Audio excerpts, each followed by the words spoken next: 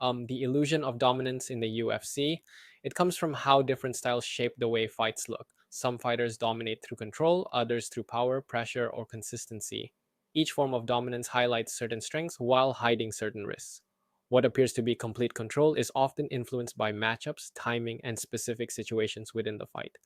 At the highest level, no fighter is dominant in every moment or against every opponent. The illusion exists because of how clearly certain strengths are displayed, but the reality is always more complex beneath the surface. Now, let's get in for the juicy part. First of all, let's get this thing clear. There are different kinds of dominance. Not all dominance is the same, and understanding that is key to understanding the sport itself. Some fighters dominate by controlling positions and limiting their opponent's movement, while others dominate through sudden fight ending moments. There are fighters who overwhelm with pressure, and others who quietly take over fights through small, consistent advantages. These differences matter because they change how a fight looks, how it feels, and how it is remembered. Now, let's define our different types of domination. Control based dominance. This is built on positioning, grappling, and limiting the opponent's options. A fighter like Islam Makhachev represents this style where dominance comes from dictating where the fight takes place and removing the opponent's ability to respond. It often looks He slower and can. less Oh, dramatic, nice but it is one of the most reliable forms of takedown right dominance away. That because was it not that reduces risk. hard. Even though Islam has the ability to knock his opponent out like he did with one of the greatest featherweights ever, Alex Volkanovski, he chooses the safer and less risky path. The relevance of this style is that it shows how a fighter can win by taking away opportunities rather than creating explosive moments. The second type of the dominance is knockout based dominance. This one is scary because it is built on power and timing, where one moment can define the entire fight. Fighters like Alex Pereira create dominance not by controlling every second, but by making every second dangerous. The fight may be competitive until the moment it ends, but that ending reshapes how everything before it is viewed. It is riskier than the control based dominance, but it's also more thrilling and exciting for the fans. This matters because it shows how dominance can exist in a single exchange and dictate everything, rather than across an entire fight. The next type of dominance is pressure based dominance. This comes from forcing the opponent into constant reactions, often overwhelming them early. Fighters like Khamzat Chimaev create this effect by pushing forward and dictating the pace from the start. It makes the fight feel one sided because the opponent is always responding rather than acting. The relevance here is that pressure can create the appearance of control, even if it is difficult to sustain over longer periods. It can also lead to the opponent making mistakes, which allows the pressure fighter to further push up the pace and turn the fight even more chaotic. The fourth type of dominance is consistency based dominance. This is built on discipline, decision making, and small adjustments over time. Alexander Volkanovski represents this style where dominance comes from a great fight IQ and doing the right things repeatedly rather than relying on big moments. It often goes unnoticed because it lacks dramatic highlights like one shot, flashy knockouts, but it is one of the most complete forms of control. This matters because it shows how dominance can be subtle, built round by round rather than moment by moment. The last type of dominance is exchange based dominance. This exists within specific moments rather than across the entire fight. Fighters like Ilya Topuria dominate key exchanges, landing cleaner and more effective strikes when it matters most.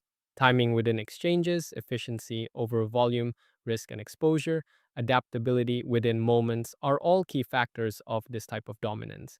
The fight may be competitive overall, but those moments shift the outcome. This is relevant because it shows that dominance does not need to be constant to be effective, only decisive at the right time. And exchange based dominance highlights how fights are not always won by doing more, but by doing better at the right time. It challenges the idea that control must be constant to be effective. Instead, it shows that precision, timing, and decision making within key moments can define the outcome just as clearly.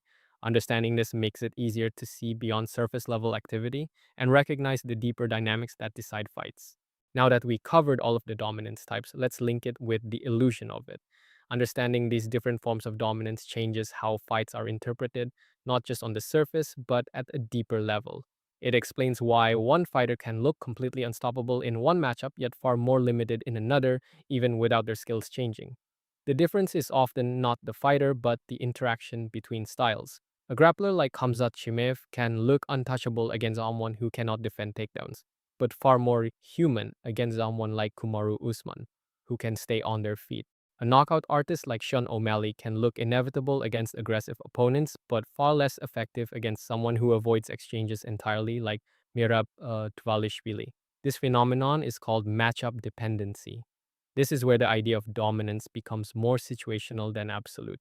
Fighters are not dominant in isolation, they are dominant within specific conditions. Islam Makhachev looks dominant when he can control positions, but that dominance depends on being able to establish that control. Alex Pereira looks dominant when he can create striking exchanges, but that depends on opponents engaging with him. This means dominance is not a permanent trait, but something that appears and disappears depending on the opponent. It also challenges the narratives that form around fighters. A dominant performance can create the belief that a fighter is unbeatable, but that belief is often based on limited conditions. When those conditions change, the narrative can shift quickly. This is why fighters who seem untouchable can suddenly look vulnerable against the right opponent. The illusion comes from projecting past dominance into situations where it may not fully apply. As the sport evolves, so does the nature of dominance itself. Fighters are becoming more well rounded, which means fewer clear stylistic advantages and more complex interactions. Dominance becomes harder to maintain because opponents are better equipped to handle multiple threats. This leads to closer fights where control is less absolute and outcomes are decided by smaller margins. At its core, this idea shows that dominance is never complete. Even the best fighters operate within limits, defined by their style, their physical attributes, and the context of the fight. Those limits may not always be visible, especially when a fighter is performing at their best, but they are always there. The illusion is not that dominance exists, but that it is total and unchanging. Recognizing all of this changes how fights are watched and understood. Instead of seeing dominance as a simple measure of who is better, it becomes a question of how and why one fighter is succeeding in a given moment. It shifts the focus from outcomes to processes, from highlights to patterns, and in doing so, it reveals that success in the UFC is not just about being the best fighter overall, but about being the right fighter in the right situation. If you enjoyed this video, consider liking and subscribing the channel. It helped me a lot and it will be highly appreciated. Peace.